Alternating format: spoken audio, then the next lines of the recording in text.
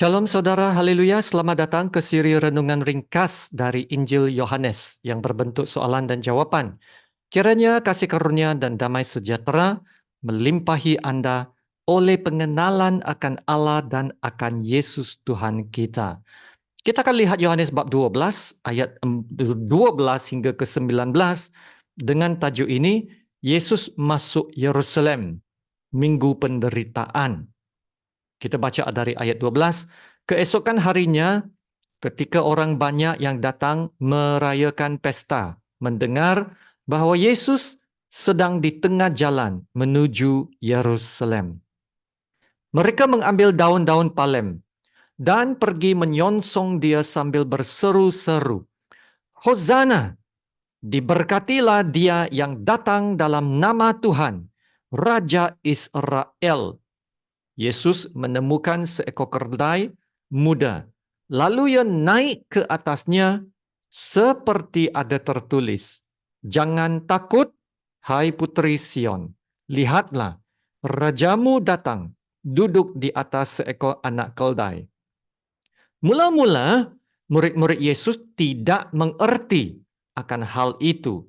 Tetapi sesudah Yesus dimuliakan, teringatlah mereka bahwa nas itu mengenai dia dan bahwa mereka telah melakukannya juga untuk dia. Orang banyak yang bersama-sama dengan dia ketika ia memanggil Lazarus keluar dari kubur dan membangkitkannya dari antara orang mati, memberi kesaksian tentang dia. Sebab itu, orang banyak itu pergi menyongsong dia karena mereka mendengar bahwa ia yang membuat mukjizat itu. Maka kata orang-orang Farisi seorang kepada yang lain, kamu lihat sendiri bahwa kamu sama sekali tidak berhasil. Lihatlah, seluruh dunia datang mengikuti dia. Demikianlah firman Tuhan. Nah, Yohanes kini menyebut kemasukan Yesus ke Yerusalem pada minggu terakhir sebelum penyalibannya. Kedatangan Yesus telah disambut meriah ya oleh para jemaah yang telah berkumpul di Yerusalem untuk perayaan Paskah. Mari kita lihat soalan edisi ini. Yang pertama, nah sambil mengalu-alukan kedatangan Yesus, mereka berseru, Hosana, diberkatilah dia yang datang dalam nama Tuhan, Raja Israel. Apakah harapan yang mereka letak pada Raja Israel ini? Dan adakah ini benar? Nah, lihat 6:15 dan ayat 18:36 untuk petunjuknya. Soalan yang kedua, bagaimanakah mereka akan melayan Raja Israel yang mereka puji beberapa hari kemudian? Lihat Yohanes 19 ayat 15. Dan yang terakhir ketiga, bagaimanakah harus Anda menyambut Yesus sebagai Raja dalam hidup Anda? Dan apakah yang Anda boleh lakukan untuk memuliakan Yesus? Ya, saudara, mari kita lihat soalan pertama sekali lagi. Sambil mengalu-alukan kedatangan Yesus, mereka berseru, Hosana, diberkatilah dia yang datang dalam nama Tuhan Raja Israel. Apakah harapan yang mereka letak pada Raja Israel ini? Dan adakah ini benar? Nah, seruan ayat 13 ini dipetik dari Mazmur 118 ayat 26 yang merujuk kepada kedatangan Mesias. Diberkatilah dia yang datang dalam nama Tuhan. Jika kita bandingkan seruan orang ramai dalam Yohanes 12:13 ayat ini sekarang dengan Mazmur 118:26, kita akan dapat lihat penambahan perkataan Raja Israel. Nah, dua perkataan ini tidak wujud dalam Mazmur 118. Ia telah ditambahkan dalam Yohanes 12 ini. Dan ini menunjukkan bahwa orang-orang Yahudi mengharapkan Mesias yang akan datang itu menjadi raja yang akan menyelamatkan mereka. Menyelamatkan mereka terutamanya dari jajahan pemerintahan Rom. Mereka menginginkan seorang penyelamat politik, raja duniawi, messianic political Messiah. Dan ini jelas tersirat dalam Yohanes 6:15 yang berkata, karena Yesus tahu bahwa mereka hendak datang dan hendak membawa dia dengan paksa untuk menjadikan dia raja. Ia menyingkir pula ke gunung seorang diri. Tujuan Mesias datang, ya bukannya untuk menggulingkan kerajaan Romawi atau menyelamatkan orang-orang Yahudi dari jajahan kuasa Romawi. Tetapi yang lebih penting dari semua itu, Yesus datang untuk menyelamatkan manusia dari kuasa dosa, dari kuasa iblis, dan dari kuasa maut. Dan misi ini akan dilaksanakan bukan melalui peperangan, tetapi melalui nyawanya. Nyawanya yang akan dikorbankan sebagai harga penebusan. Maka saudara, misi Yesus bukannya untuk memulakan suatu pemberontakan, tetapi membawa pendamaian. Yesus adalah Raja Damai. Amin. Nah, itulah sebabnya Yesus datang dengan menaiki keldai. Dan bukannya menaiki kuda. Nah, ini juga adalah penggenapan nubuatan dalam Zakaria 9:9 yang berkata begini, bersorak-soraklah dengan nyaring, hai putri Sion, bersorak-sorailah, hai putri Yerusalem, lihat, rajamu datang kepadamu, ia adil dan jaya, ia lemah lembut dan mengendarai seekor keldai beban yang muda. Hanya apabila Yesus datang kembali kali yang kedua, Yesus akan datang menaiki kuda peperangan.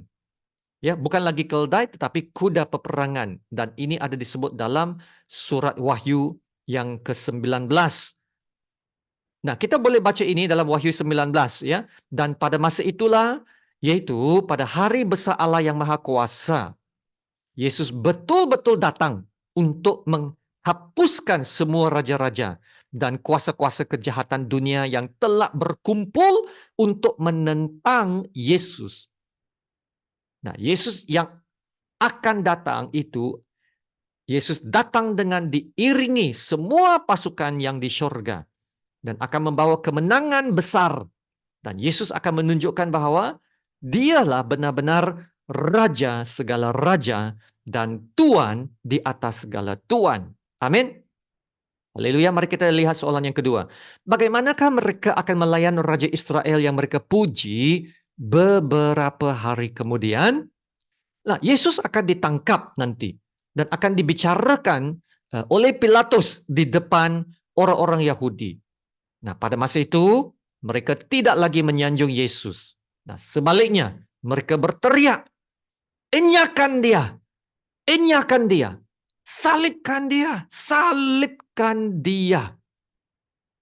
Nah, kalau sebelum ini mereka mengalu-alukan kedatangan Yesus. Mereka memuji-muji Yesus. Sekarang mereka semua mau bunuh Yesus. Nah, pujian berubah menjadi cacian. Yesus tahu bahwa pujian mereka baginya adalah cetek dan bukannya dari hati yang benar-benar percaya kepadanya. Ya, Yesus tahu pujian mereka itu cetek, bukan dari hati. Sebab dalam ayat 18 mengatakan, orang banyak itu pergi menyongsong dia karena mereka mendengar bahwa ia yang membuat mukjizat itu. Ia yang membuat mukjizat. Mereka tertarik kepada Yesus hanya karena Yesus telah melakukan suatu mukjizat yang sangat luar biasa. Yaitu sebelum ini Yesus membangkitkan Lazarus yang sudah mati 4 hari. Dan karena ini juga Yesus menangisi mereka sekarang. Karena Yesus tahu mereka akan mengeraskan hati terhadapnya. Nah, akibat kekerasan hati mereka, penghakiman Tuhan akan menimpa mereka.